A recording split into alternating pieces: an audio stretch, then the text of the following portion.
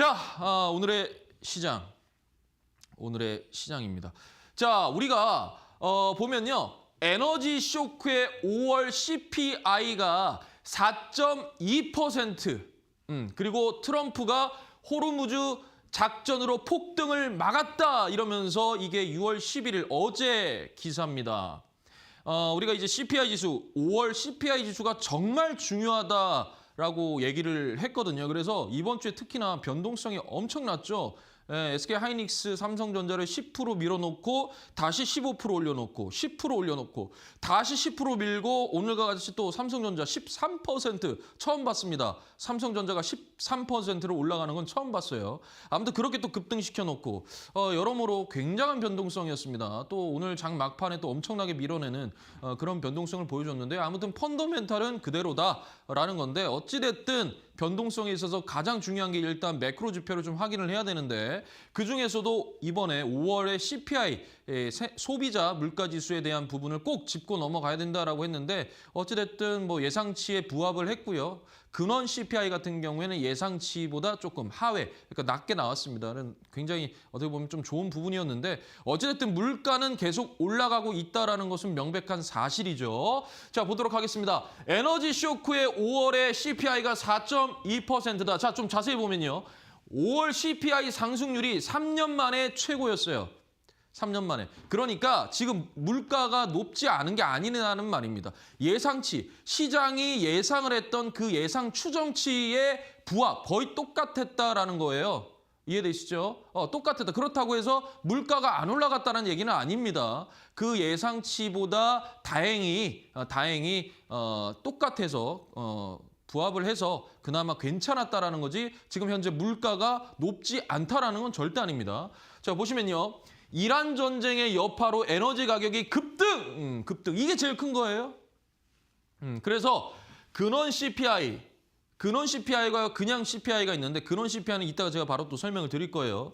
요거 예상치를 하회를 해서 인플레이션 확산을 일단은 방어를 했습니다. 제가 요거를 요렇게 이제 그려놨어요. 3년 만에 최고고 이란 전쟁 여파로 에너지 가격이 급등인데 이게 무슨 말이냐면 결국에 유가입니다. 지금 현재 WTI 서부 텍사스 원유 가격이 아마 83달러 수준까지 내려왔을 겁니다. 지금 이제 이란에서도 거의 종전 협의안에 대한 부분에 대해서 또 얘기가 나왔기 때문에 속보로 또 얘기가 나와서 아마 지금 시간 기준으로 83달러 수준까지 또 내려왔어요. 어찌됐든 유가가 안정이 되면 결국에 금리에 대한 부분도 좀 좋아지고 어찌됐든 조금 어느 정도 변동성도 줄어들고 어찌됐든 종전이 돼야 됩니다. 종전이 되면 그동안 우리나라 증시가 전쟁 나서 꼬꾸라졌다가 다시 반등 줬는데 계속 전쟁하고 휴전하니까 다시 반동 주고 또 이상한 또 반도체 노이즈 막 나오니까 또 밀었다가 다시 반동 주고 계속 이러고 있단 말이에요. 이거를 상쇄시키고 그냥 그대로 올라갈 수 있는 힘은요. 종전이에요.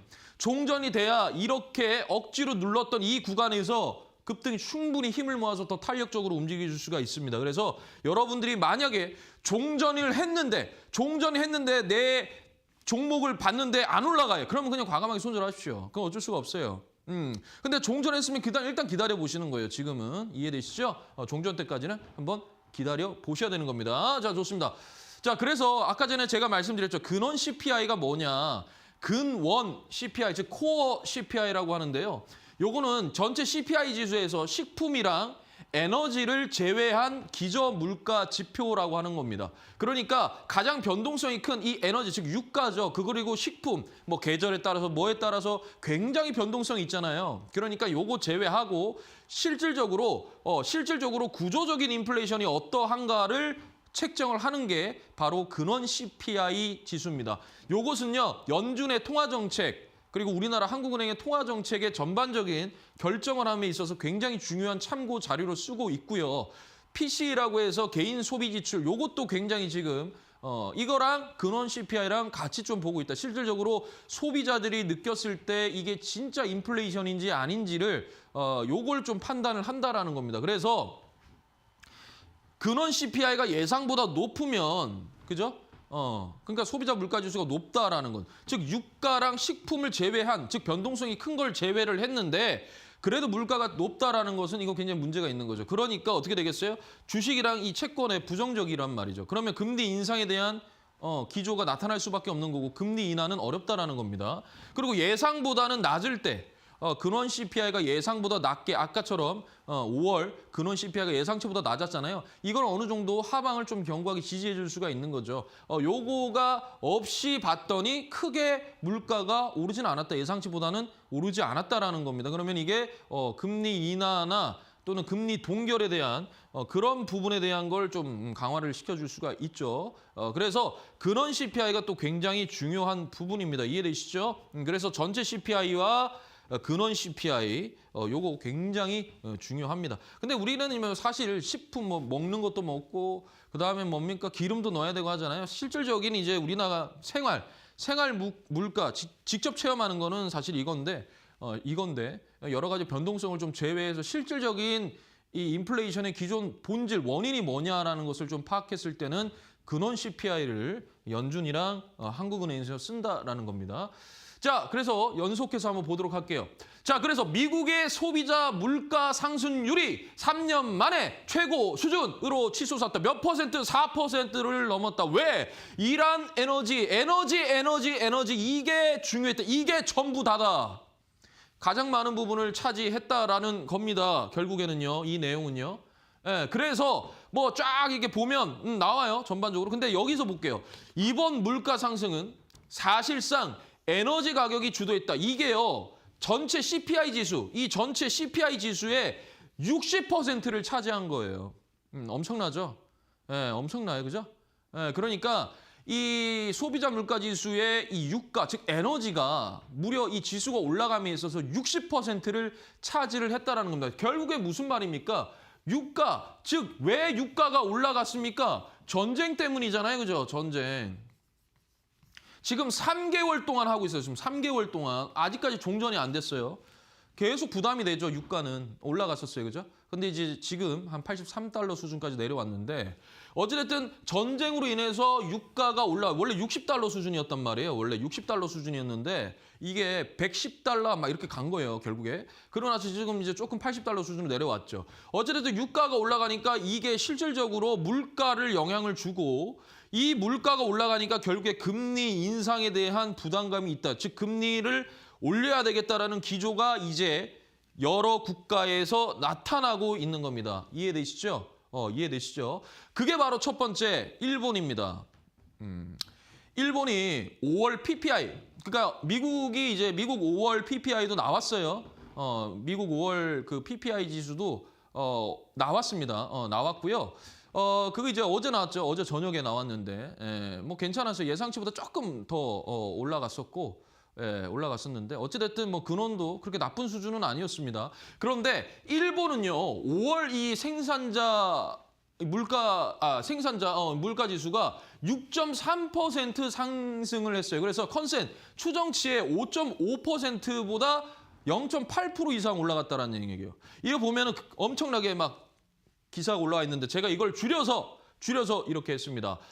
연합 인포맥스 이민재 기자님께서 한 거를 제가 이런 식으로 조금 보기 편하게 이미지화를 시켰는데요. 결국에 시장 예상치는 5.5였는데요. 6.3이 나왔어요. 이유는 뭐냐? 결국 이유는 유가입니다. 유가. 자, 잘 보세요. 우리가요, 보시면요. 그 미국 같은 경우에 PPI가 그렇게 많이 예상치를 한참 웃도는 이런 게 아니었잖아요.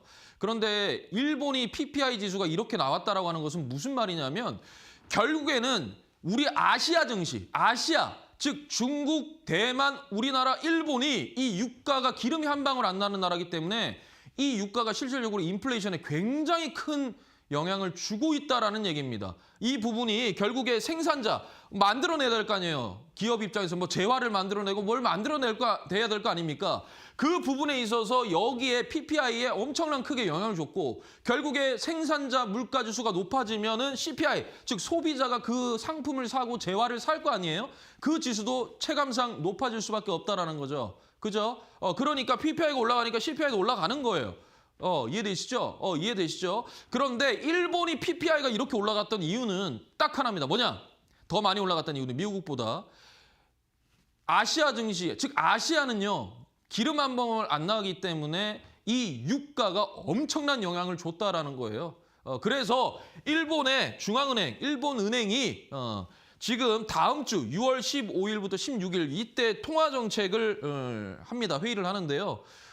이 일본은행 총재께서 지금 현재 뭐 입원을 하셨다고 하시더라고요. 어찌됐든 뭐 다음 주에 일본은 금리 인상이 거의 90%입니다. 90%예요. 그런데 원래요. 우리나라는 지금 현재 우리나라 금리가 2.5%예요.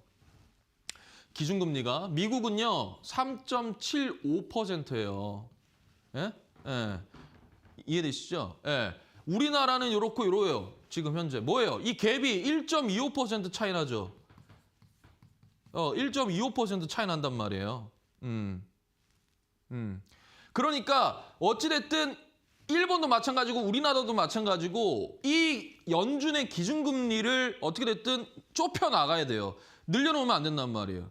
예, 좁혀 나가야 돼요. 그리고 원래 일본은 기준금리가 굉장히 낮았어요. 낮기 때문에 올려도 사실은 문제가 없고 우리나라 같은 경우에는 지금 환율적인 문제도 있기 때문에 금리 인상을 어쩔 수 없어요. 지금 전 세계적으로 지금 금리 인상에 대한 기조가 나오기 때문에 그렇다라는 겁니다. 그래서 일본이 먼저 PPI 지수가 높게 나오면서 금리 인상을 먼저 얘기를 했는데 어제 유럽 중앙은행에서 금리 인상을 해버렸어요. 먼저. 일본은 이제 다음 주가 될 거고요.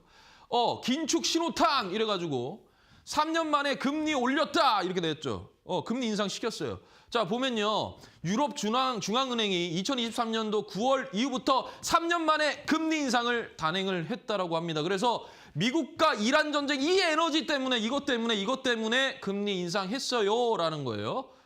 그래서 원래 2% 예금금리 기존 2% 연 2.25% 즉 0.25%포인트를 올렸다라는 겁니다. 그래서 여기 보면 유럽이 2025년 1월 달에 2.75%였는데 요게 계단식으로 인하를 했어요. 계단식으로 인하를 했단 말이에요. 그런데 4월이죠. 올 4월. 3월에 뭐 있었어요? 3월 초에. 전쟁이 있었잖아요. 그때부터 이제 슬 유가가 물가에 부담을 주다 보니까 다시 한번 올린 거예요. 0.25%포인트를 올린 겁니다. 이해되시죠? 그러니까 지금 현재 유럽이든 일본이든 지금 금리 인상 할 거야. 이미 했어. 나는 다음 주에 할래. 이거예요, 지금. 거의 90%는 일본 금리 인상합니다. 자, 그러면 우리나라는 어떻겠습니까? 우리나라는. 우리나라. 하는 총재께서 금리 인상 예고 벌써 세 번째. 제가 저번에도 한번 들고 나서 얘기했죠. 우리나라 한국은행 총재께서 금리 인상을 지금 뭐 9월에 한번 하고 뭐 이런 식으로 금리 인상 무조건 해야 된다라고 얘기가 했는데 또 얘기했어요. 이거 오늘 기사입니다. 아침에. 연내 2회 인상이 관측이 됐다. 거듭 얘기했죠. 자, 그래서 이게 보면 7월에 빅스텝 즉 무슨 말이냐. 연내 2회 인상 전망 속에 7월에 빅스텝 즉 한 번에 0.5%포인트 올리겠다. 이거 아니면 7월이나 8월 이게 7, 8월 연속적으로 0.25%포인트 0.25%포인트씩 올리겠다. 어찌됐든 금리 인상 2번은 해야 된다. 제가 생각했을 때도 금리 인상 해야 된다고 봅니다. 저는. 물론 뭐 증시에는 뭐 좀 변동성을 크게 가져갈 수 있지만 일단 우리나라 증시가 지금 이제 금리 인상에 대한 얘기가 계속 나왔기 때문에 어느 정도 선반영이 좀 됐다라고 볼 수가 있어요. 근데 당연히 금리 인상이 되면은 변동성이 커질 수밖에 없는데 그래서 제가 항상 금리 인상이 되면 여태껏 한 번도 또 못 봤던 그런 변동성이 생길 거다. 어쩔 수 없어요. 그런데 일단 환율이 잡혀야 될 거 아닙니까? 예. 환율이 잡혀야죠. 일단 환율이 지금 1,520원 정도 되는데 이거를 더 밑으로 내리려면 결국에 금리 인상을 할 수밖에 없는 겁니다. 금리 인상을 해야 돼요. 해야 되는 거고 저는 개인적으로 금리 인상을 해야 된다고 봅니다. 보고 그래서 어떻게 됐든 환율을 조금 내려놓고 또 외국인들이 수급이 좀 더 많이 들어올 수 있는 그런 환경을 좀 만들어야 되지 않나. 물론 뭐 안전자산으로 또 좀 갈 수가 있겠지만 어찌됐든 우리나라 증시에 대한 펀더멘탈은 계속적으로 유효가 있기 때문에 특히나 반도체, 조선, 전력설비, 전선 이거는 굉장히 지금 좋은 펀더멘탈. 거기다 로봇도 지금 현재 또 성장 산업으로서 굉장히 지금 또 에너지를 쏟아내고 있죠. 그러면서 어찌됐든 우리나라 증시는 펀더멘탈이 좋기 때문에 일단 환율에 대한 안정이 정말 급한 것 같아요. 그래서 그러려면 우리나라도 금리 인상을 해야 된다라는 거죠. 자, 이게 이제 뭐냐면 연준의 패드워치입니다. 패드워치인데 지금 보게 되면요. 이게 동결이에요. 이게 인상이고요. 자, 일단은 6월에 6월 17일 6월 17일 다음 주죠. 연준의 그 일단 케빈 워시 새로운 연준 의장께서 과연 어떻게 할 거냐? 일단 뭐 동결이죠. 첫 번째입니다. 처음 하는 거예요. 그러니까 동결이겠죠, 동결. 동결이겠죠.